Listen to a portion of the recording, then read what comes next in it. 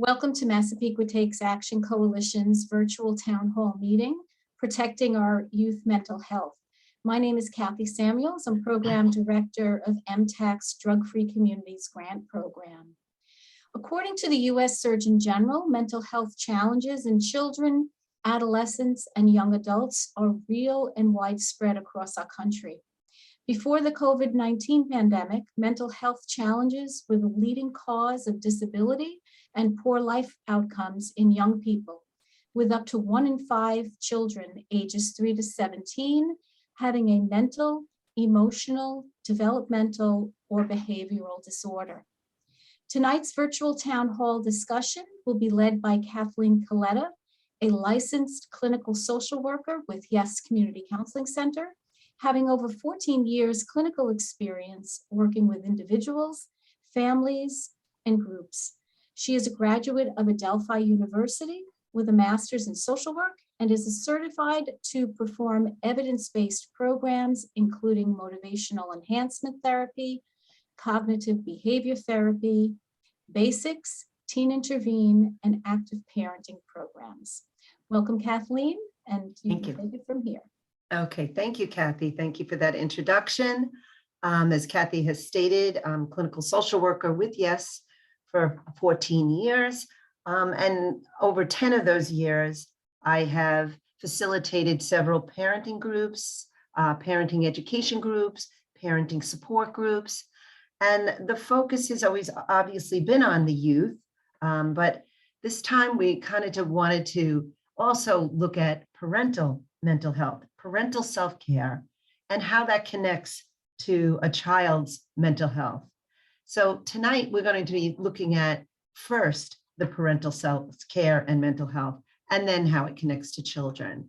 So I'd like to begin with this very comprehensive definition of mental health, which includes our emotional, psychological, and social well-being. It affects how we think, feel, and act. It also helps determine how we handle stress, relate to others, and make choices. Mental health is important in every stage of our life, from childhood to adolescence and through our adulthood. And I think the one positive thing that came out of the pandemic is that the public has recognized the need to support youth in mental health and well-being. You know, educators and school personnel really supported their students in ways they never had to before, and especially those early days of the lockdown. We remember teachers going around doing these drive-bys, doing whatever they could to connect to their students.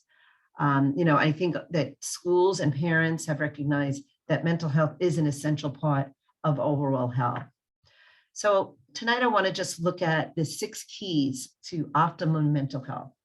And I'm sure you've heard about many of these, and it's really just about bringing them back to the forefront of our mind. And as I go over each one, I just want you to think about where you are in each of these areas, and maybe where you'd like to be. And in each area, where possibly can you make any kind of a change? So the 6 keys are social connection, staying active, managing stress, brain, healthy diet, quality of sleep, meaning and purpose. So like I said, I'm going to break down each one. I don't have quality of sleep in a particular slide because it really intertwines with most of the other keys. So let us begin in first looking at the benefits of building social connections. And I'm going to be referring a lot to what we've gone through with COVID, because I think we really got to understand and appreciate our social connections in those early days of lockdown and how much we missed our socialization. Socialization meaning, the relationships you have with the people around you.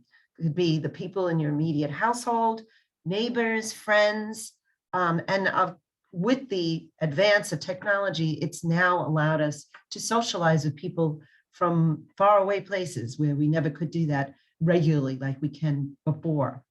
And it's really helpful to understand the benefits of building social connections. As the slide indicates, strengthening your immune system. We are humans. We are creatures that want to connect with each other. It creates that feeling of belonging, and that really starts with family. And of course, when we can have that kind of feeling of belonging, it's going to build our self-esteem. And we look at, how do we want to build on our social connections, especially now as when trying to figure out the new normal coming from COVID. It's really now, and especially with the nice weather, talking to your neighbors, making that extra effort, being as face-to-face as you can. It recently occurred to me, I was in a store at a checkout line, and there was a little toddler looking at me. He was in the seat looking at me, smiling and waving. And it occurred to me, it was probably the first time he's been in a store without people being able to see smiles instead of a mask. And it really just validated the value of just that connection of a smile. Now, we also want to think about where our interests lie, where our strengths lie, and modeling that also for our children by joining groups, clubs to connect with like-minded people who have interests like ours.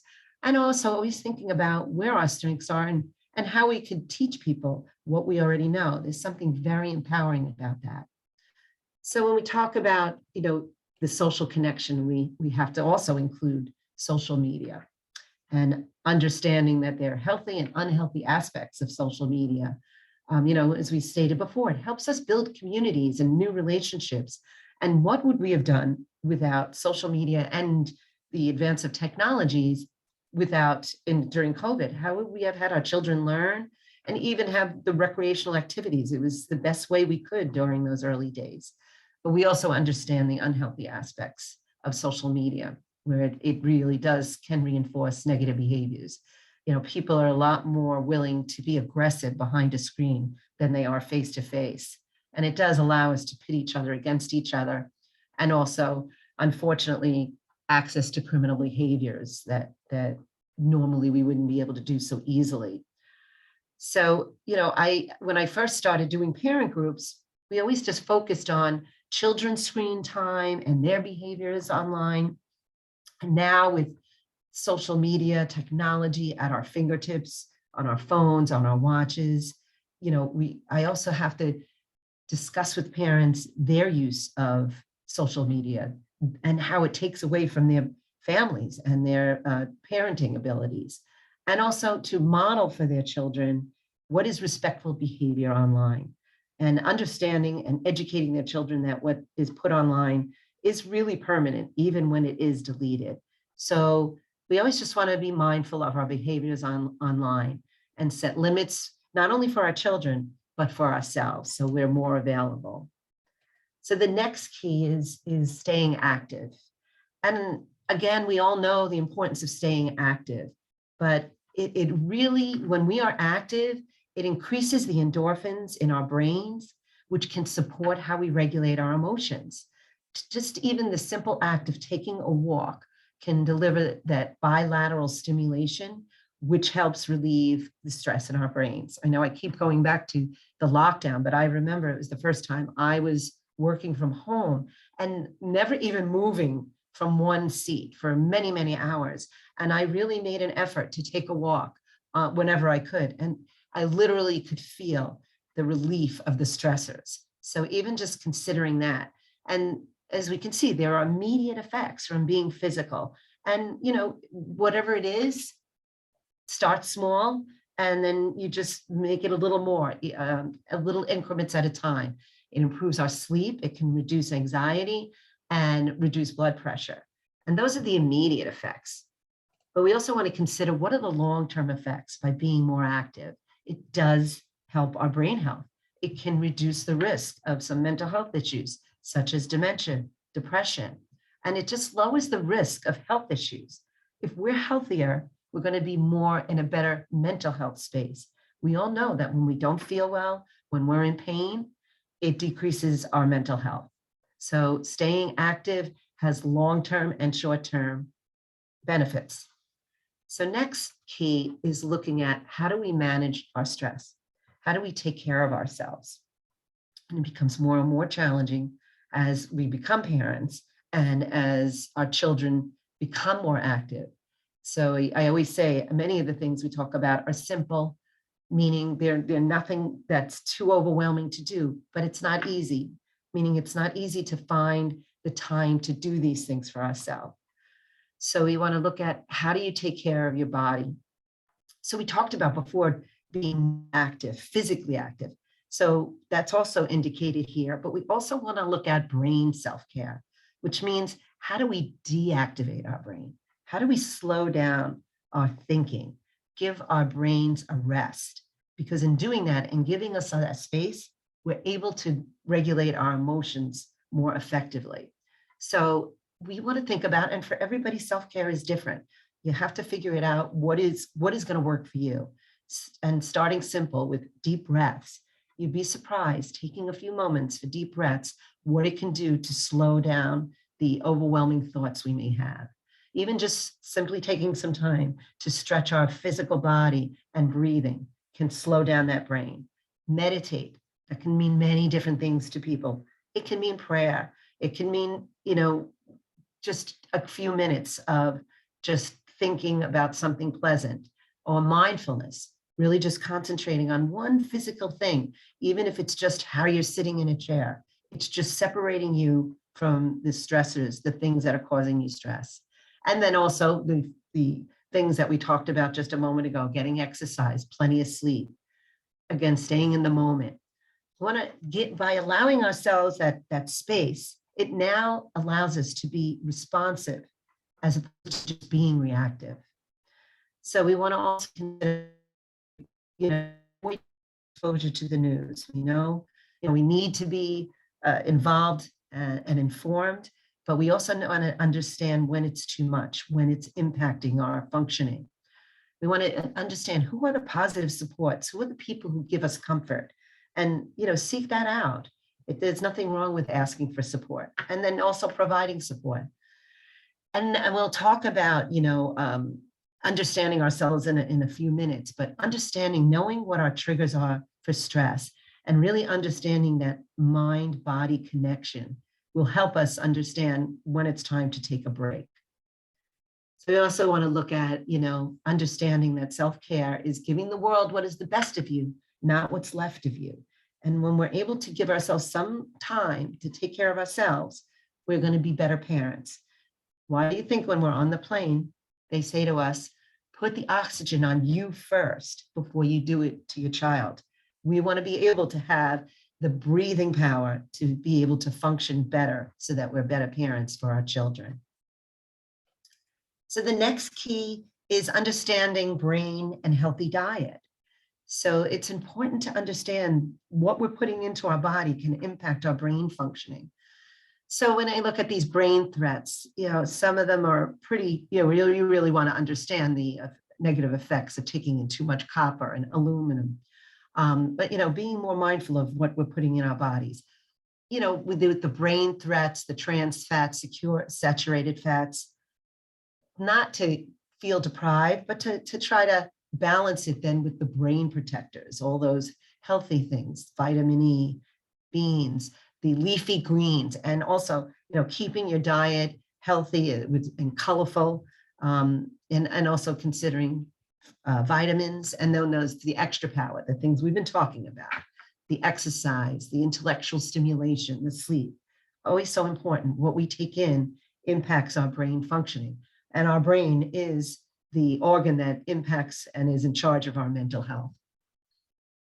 And the last key is really just making meaning and purpose. And that's very subjective. And what does that mean for each family? So making meaning is a sense of purpose. It's dedicating yourself to something beyond yourself. And the goal is that it fuels your motivation in life, giving your life meaning, direction, inspiring you to make a significant contribution. So like I said, each family has to decide what that will be. So it's whatever your connection is to outside of yourself and your family. Is it your house of worship? Is it sporting? Is it scouting?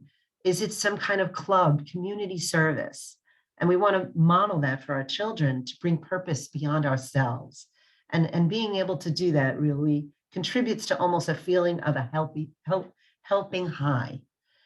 So now that I've gone over the 6 keys, I just want to ask at this point, Kathy, are there any questions in the chat?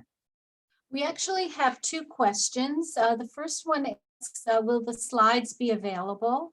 I I can tell the group that we are recording tonight's program. We will be posting it on MTAC's website, and Massapequa Public Schools will also email the recording link to all parents.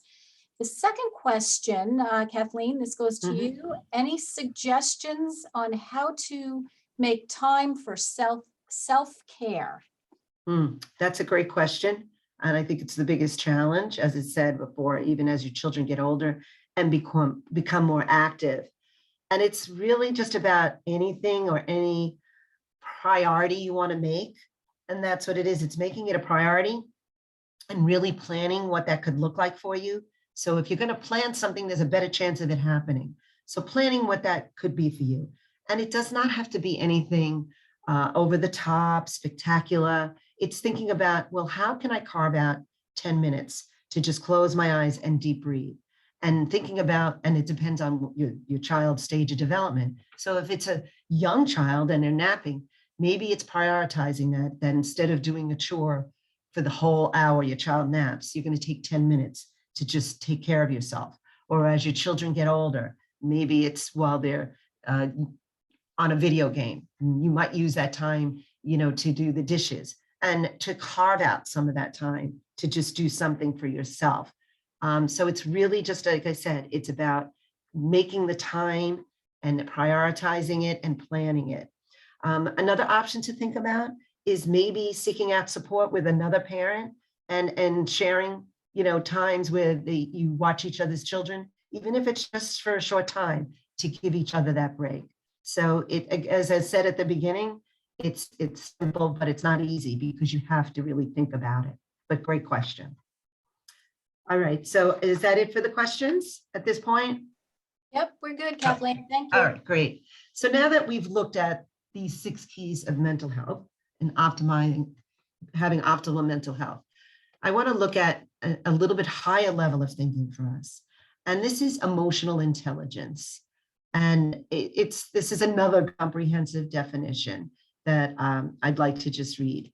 So emotional intelligence is the capabilities of individuals to recognize their own emotions and those of others, and to discern between different feelings and label them appropriately. Use emotional information to guide thinking and behavior, and manage and adjust emotions to adapt to environments and achieve one's goals. So it's a pretty comprehensive definition. And it's really just to, review it. It's the correlation between thoughts, feelings, and behaviors and how they're connected.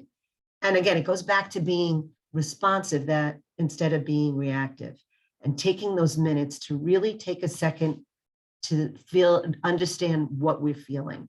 So, it's also understanding that mind-body connection. So it's really thinking about, where does your feelings connect to you? In my next slide, I'll go over that as we talk about anger, but it's really just taking that space to think about, well, what's going on for me? Like it says in the components of emotional intelligence, it's that self-awareness, really understanding what you're feeling and being able to manage that, and being able to think about what somebody else might be thinking. That provides you with that empathy and motivation to develop higher level of thinking and social skills. So as I said, so an example of that might be you come out of your house and you see your neighbor, and you wave to your neighbor, and he doesn't wave back. And you might think, what's going on? Why are they being that way? Maybe you're angry.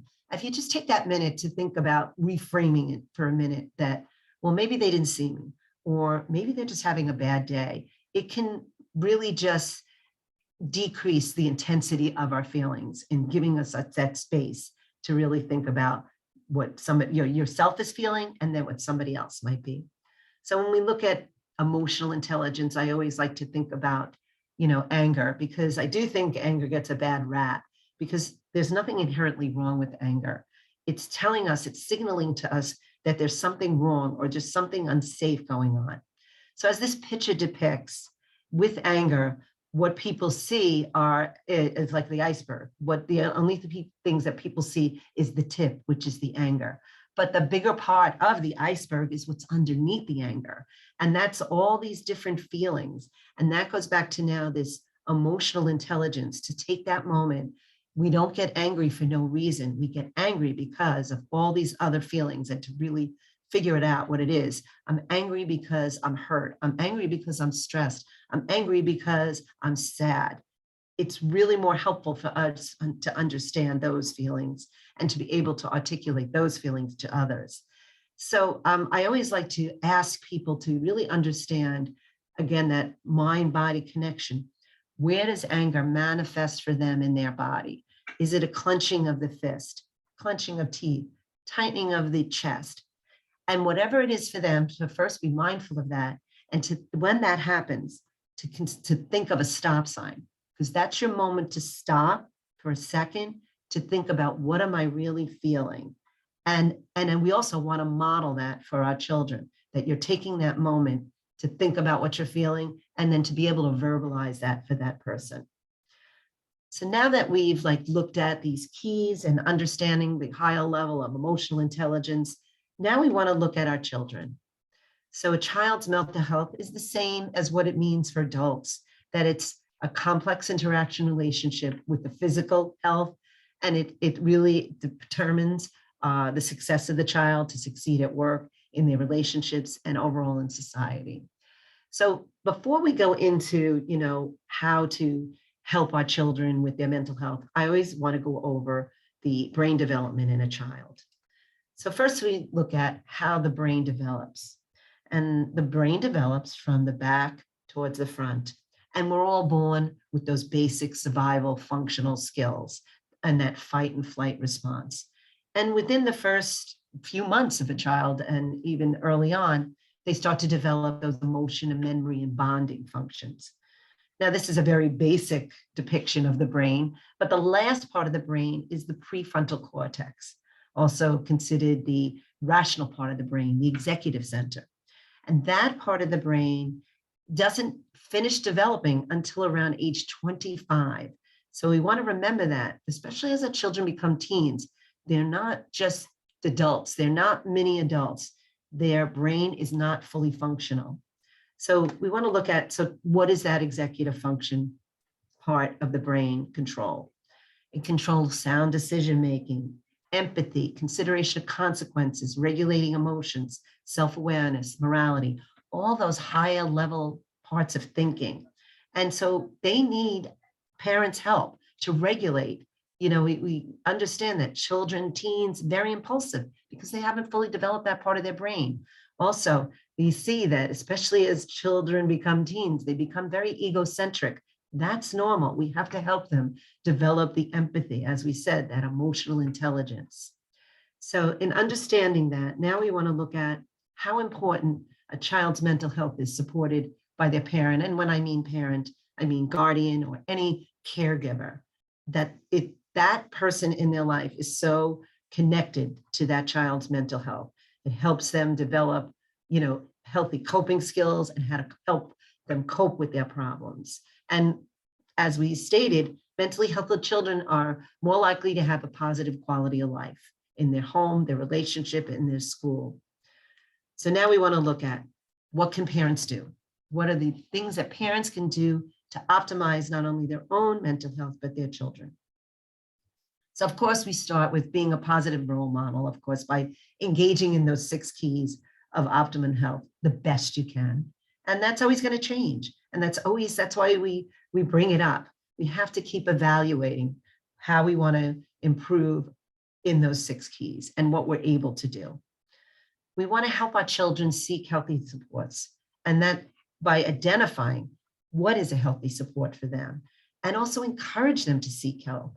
Many times children are too embarrassed to ask for help. We want to let them know that it's okay to struggle, that it's okay to feel like you're not the best at something, but how do you ask for help? We also want to help them build healthy peer relationships with helping them to connect to activities that build upon their strengths and their interests. And that can be very challenging. As children are small, you're trial and error, which activity is going to help them feel, that this is what their strength is. And it's also helping them understand that they don't have to be the best at something in order to like it. So it's, and in helping them thrive in what their strengths and interests are, that'll help them connect to those, activities and those peer relationships. And the next is a very important thing that parents can do is to provide their children with a supportive, stable, and predictable home life. Sticking to predictable daily routines, such as mealtime and bedtime, is so important. And again, I know it's so challenging, especially as children get older and they get more involved. You want to do it the best you can, because we know that structure and routine promote safety and protection. And we know the way that a child can optimize their mental health is through feeling safe.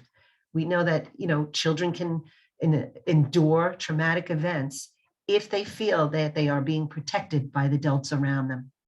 So we really want to be mindful when discussing stressful topics around children. Even children very young, they might not understand the content of what is being discussed, but they understand tensions. They can understand when there's conflict between adults, such as discussing finances, marital issues, or even the challenging world events. So you want to really gauge by your child's age, by their stage of development, what should be discussed with them. We always want to be honest, but we always want to reframe information so that they're feeling that no matter what's going on within the family system, what's going on in the world, that you're going to keep them safe and protected. So other things that we need to do to help our children optimize their mental health is help a child's emotional intelligence, help develop that emotional intelligence. And the first way of doing that is by becoming an active listener. It's very challenging, especially for parents, because we want to fix things for our children. But sometimes we have to allow them that space to think about what's going on for them and how they can solve their own problems. We want to remember in all of our relationships to be active listeners. This is also when a child is coming to you with an issue. We don't want to be solving it for them right away or telling them what to do right away.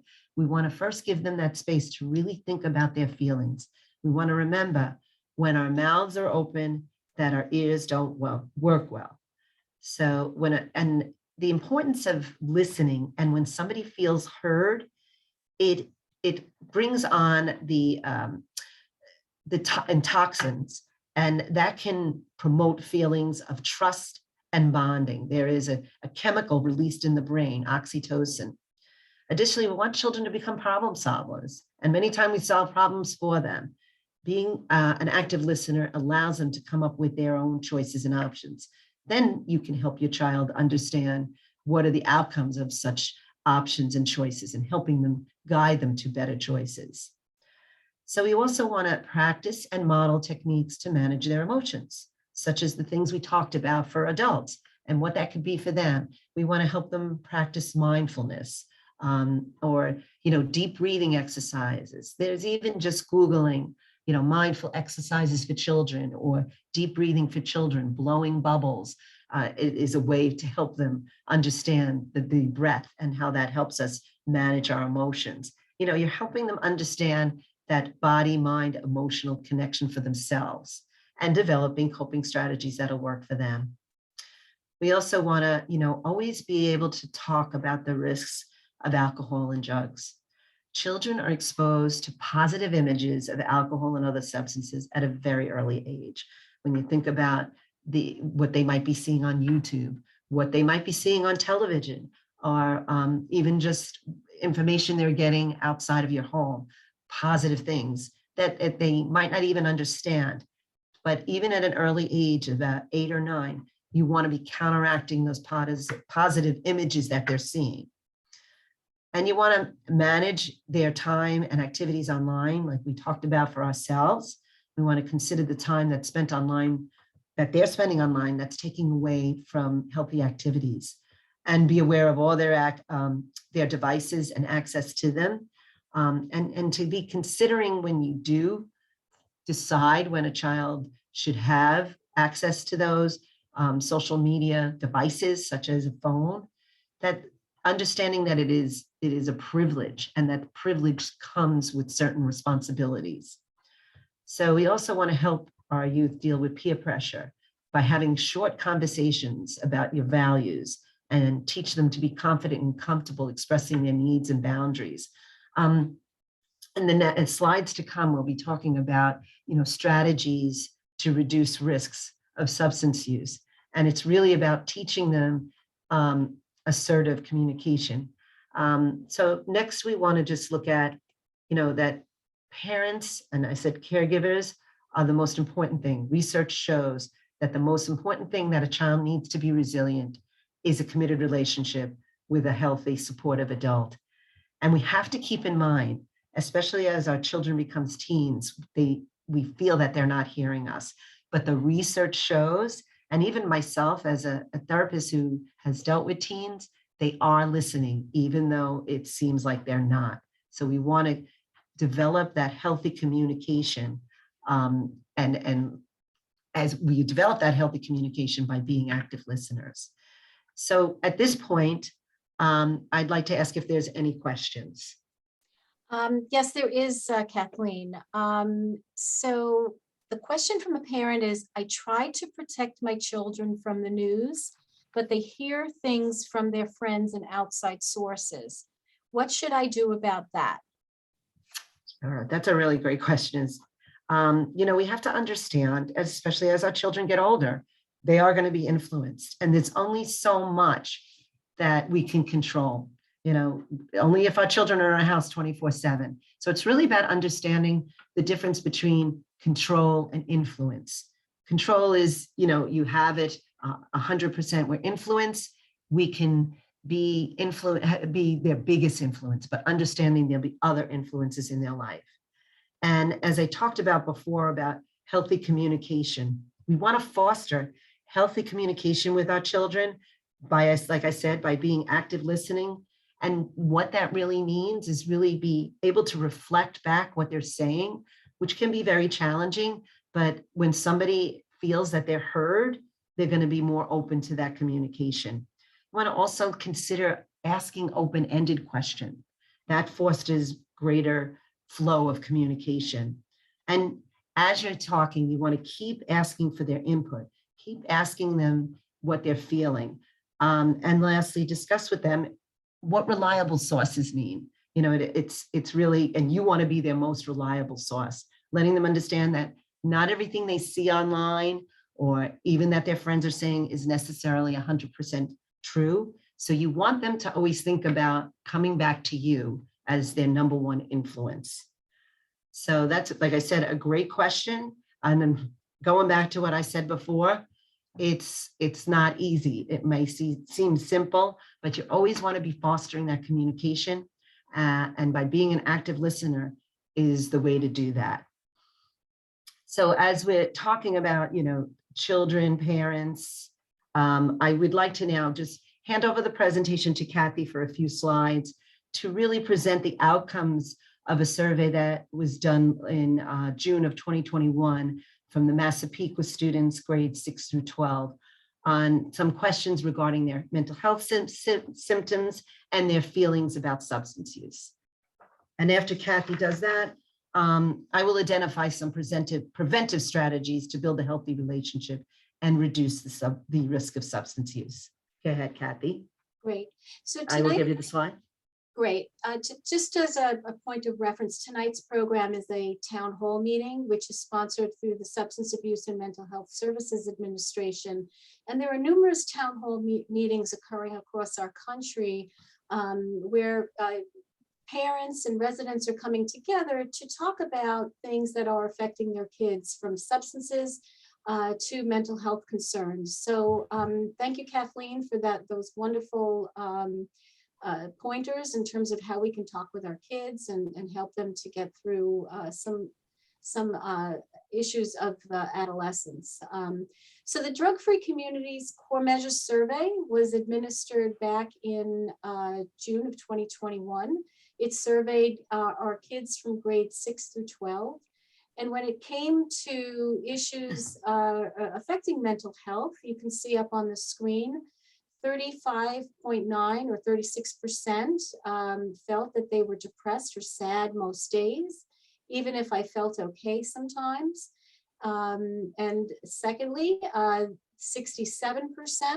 strongly agree or disagree, or agree, excuse me, that they had feelings of stress and anxiety since the COVID-19 pandemic began. And lastly, our youth have indicated to us and report almost 52% feeling more sadness since COVID-19 pandemic began.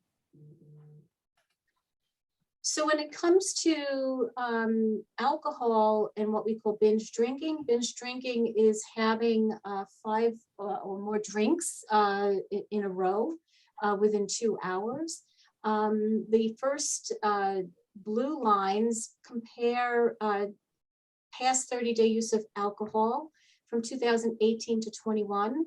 As you can see for 12th grade, which is right here, I'm putting my little cursor here, we saw a very slight decrease from 58% to 54%. A very slight decrease for 11th graders from 35% to 33%. And we saw another 1% decrease for grade 10 from 27 to 26. And then we saw an increase for our grade 9 from 10% to 17%. Very concerning in terms of that increase for our 9th grade use. And lastly, we saw slight increases in 7th grade from 2% to 3%. And we saw again another increase for our 8th grade use from 5% to 10%. Part of the good news is that we saw a decrease in our 12th grade binge drinking, which is great news. So we saw that number decrease from 43% to 34%. And we saw slight decreases for 11th grade, 19% to 17%. 10th grade, 14% to 9%, which is a good decrease. And again, the 9th graders, we saw an increase from 4% to 7%. And a slight decrease again, 8th grade, 2% to 1%, and a slight decrease in the 7th grade from 1% to 0.5% for binge drinking. So for when it comes to past 30-day use of marijuana, we did see increases across the board, whether we talk about 12th grade use or 11th grade use. The trajectory is of increase. We are not surprised in light of the legalization that has taken place over the past year, as well as many years all the way out to California, Colorado. And some of you might ask, why are we, doing these surveys? What are we doing this for? Part of the use of this information is to help the coalition, as well as our partners like Massapequa Public Schools and Yes Community Counseling Center, to understand the kinds of strategies and initiatives that we need to put forth in the community to address and try to reduce use of marijuana by our kids, as well as binge drinking and alcohol. So that goes into part of our approach within the community on how to reduce use of substances by our youth. So tonight we want to talk more specifically about how are parents communicating with their kids, and what are our kids telling us about the messages that parents are sending to their kids. So we have a bit of a disconnect here, or a mixed message. When we asked our kids, youth, how wrong do your parents feel it would be for you to consume alcohol, 1 to 2 drinks nearly every day? Almost 90% or 89.2% said that they thought that their parents would disapprove. And the same is true, same statistic, for smoking marijuana. But when we looked at the question, during the past 12 months, have you talked with at least one of your parents or guardians about the dangers of alcohol use or the dangers of drug use? That number is almost in half. It's 54% and 55%. That we're not seeing a full 100% of our parents talking with their kids about the dangers of alcohol and the dangers of drug use. And that's concerning. As Kathleen mentioned earlier, our kids look to us first and foremost for these messages. We are their main influencer when it comes to them avoiding substances as well as other risky behaviors. So this is a real concern, and Kathleen's going to address some of the other tips on how we can help our kids really stay healthy as they navigate high school. Back to you, Kathleen. Okay, thank you, Kathy, for those very important data in understanding what youth are really thinking and feeling. So I think it's we want to clear up that we're not saying parents might not be talking to them, but they're not hearing it, they're not taking it in. And it's really just understanding the message that you're giving. Is it just don't get drunk? Or we really want our teens and our children to understand why we don't want them to engage in risky behaviors such as binge drinking or using drugs, because it impacts their brain functioning, and it can impact their decision making. So it's the more information we can provide, and that it's just not because I don't want you to, there's a better chance that your child will reduce their risk. So, protective factors, as we keep talking about, is that strong and an open relationship with a parent and caregiver. So what does that mean? What are the effective parenting skills that can help us develop that open relationship? As we've been talking about, healthy communication within the family. It's really about opening up the dialogue. I always like to compare our relationship with the people that we have a relationship as adults. So I like to let parents think about your relationship with your bosses that you've had. Did you relate more to the boss that said my way, the highway, or to the boss said, let me hear what you have to say, but I will ultimately make that decision? We want to look at your parental supervision. And that's why we start with healthy communication. That's the basis. So if you have a healthy communication, that it'll make that parental supervision, it'll make that it's discipline that much easier to do. So you always want it, like I discussed before, using the phone as an example. That is a privilege, and there comes with responsibility. I know I talk about doing these parenting groups for over 10 years, because when I first started it, the cell phone was just that, a phone.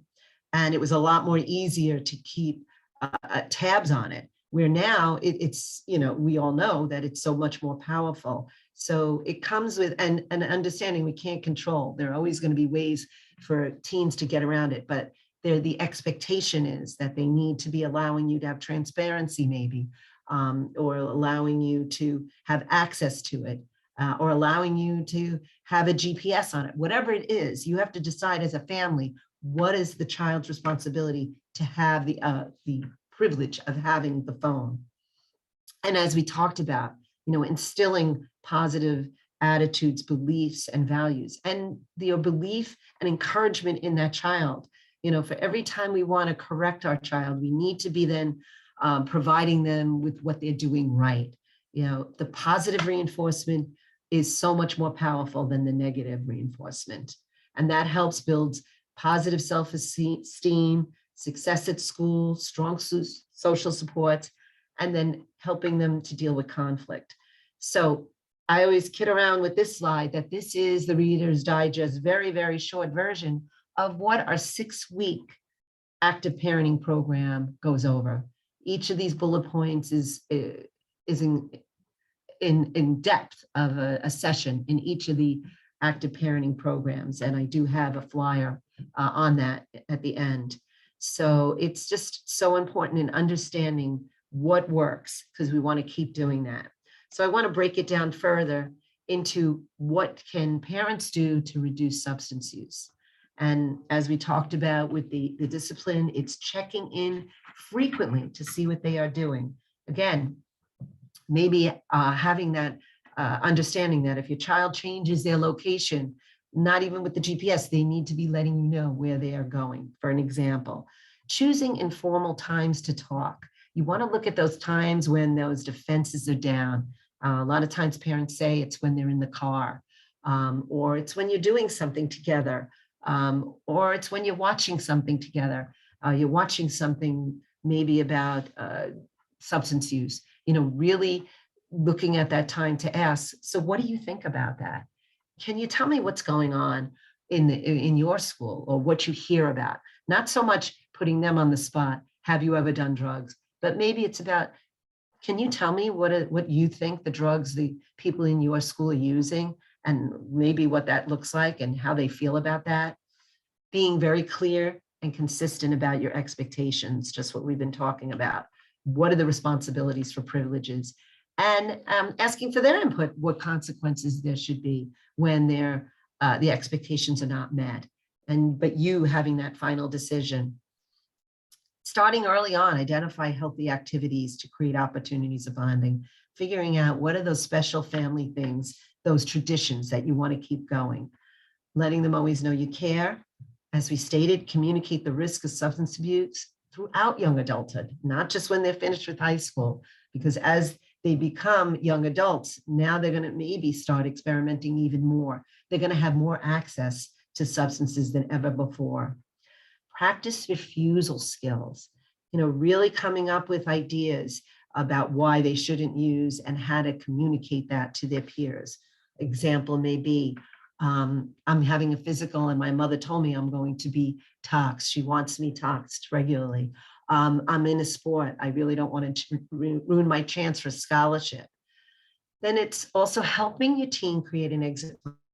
So what we mean by that is really being proactive about if they feel they're in any kind of unsafe situation, maybe to deal with, using, somebody offering them something, or just feeling unsafe, that you and your teen can come up with something to text, whether it's a word or a symbol, but that triggers you to call them and tell them they need to be picked up because there's some kind of emergency at home. So that gives them an opportunity to get out of the situation without feeling like they're going to be judged by their peers. So these are just some ideas about how to reduce substance use, but it really always goes back to that, communication and keeping that dialogue open, not coming at them with your finger at them, but we're being open to that communication. So I'd like to just ask Kathy, is there any other questions? We do have one question. Can you give me more information on refusal skills? Sure. So, it's really not so much about what the refusal skill is, because you really want to elicit that with your child teen for what they're comfortable with. So, we gave that the example of, I'm on a sport, but it's individual to that teen.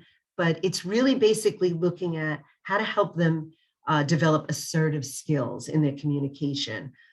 So it's really like saying no right away.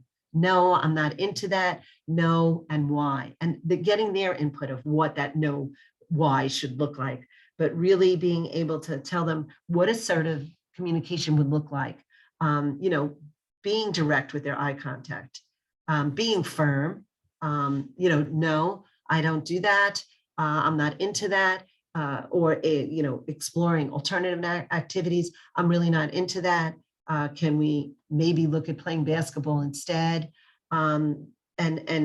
Just coming up role playing if they'll let you, doing it in a fun way. That they having a plan, like I said before, in other areas when we talked about the self-care, but now having a plan about how to refuse, there's a better chance it'll happen than having no plan at all. So I hope that answered that question. So now I'd just like to go over some resources. As Kathy stated, the drug-free community is also sponsored by SAMHSA, the Substance Abuse and Mental Health Services Administration. And they have this campaign called Talk, They Hear You. This program shows you how to turn everyday situations into opportunities to talk to your children about alcohol and other drugs. And it equips you with the necessary skills and confidence and knowledge to start and continue these conversations. You can look them up online, just doing a Google of, SAMHSA, or there's also a mobile app and talk, they hear you. It's really gives you really some really great tips and ideas of how to talk to your children. The next resource is really about the Yes Community Counseling Center, and co-sponsored by Massapequa Takes Action active parenting programs. These programs are alternated between a program for parents with children in elementary school and parents of teens. We are in the middle of doing one right now for elementary school parents, and starting on May 3rd, we'll do the teen one. And it's a 6-week program. Each week, they go over a different topic, and the topics build upon each other. First, understanding different styles of parenting, communication, discipline, understanding children and teens' behaviors, and then how to reduce risky behaviors. There is a fee for the program, but we never want that to be a reason that somebody wouldn't take the program. So it's always about contacting us at the Yes Community Counseling Center's phone number, or even our website. You can get more information. And Kathy, I'll let you talk about the Massapequa Takes Action drug take back event. Sure. So this Saturday, April 30th, from 9:30 to 12:30 p.m., we'll be at Massapequa High School's district office parking lot, and we'll be there to collect unwanted, unused medications that are in your home. Our partners, the Nassau County Police, as well as the Massapequa Elks, will be there front and center to help us. Along with the Community Action for Social Justice, members will be there to collect syringes and sharps. So you're welcome to bring your sharps there that day too. This is part of the National Drug Take Back Day. So we hope everyone will participate. And this is in our hopes to reduce kids' access to prescription drugs in the home. That's one of the ways that we know from our survey results. Kids do tell us that they have gotten access to drugs in the home medicine chest. So during the year, you have the ability to dispose of medications any day of the week, any time at the local police precinct. Ours, the closest precinct in Nassau County, would be the 7th precinct. The address is on the flyer. And you can also find all of this information on our website at www.mtacoalition.com. Okay, thank you, Kathy.